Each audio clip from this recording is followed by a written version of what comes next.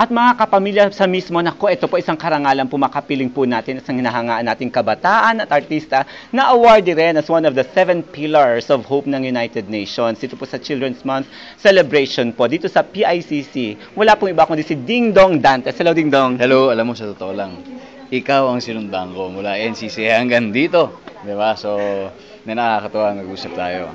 Yung mga advocacies mo, bilib na bilib ako sa'yo. Kaya siguro kami mga sumunod sa'yo, talagang, you know, it's really hard to beat yung ginagawa mo. At yung mga susunod din sa akin, itong mga to, I'm sure may mga ganito rin silang gagawin along the way.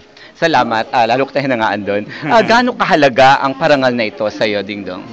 Sa akin sobra kasi ang pumili nito mga grade school, mga chikiting, di ba, kumbaga, mga bata.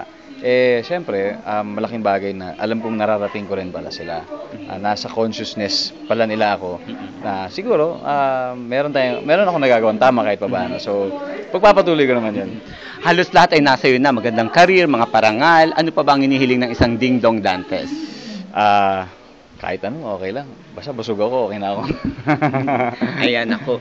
Pabati naman po ating mga kapamilya po. Yes, sa lahat ng listeners, sa lahat ng viewers dahil nakikita nila sa TV. So, magandang hapon sa inyo.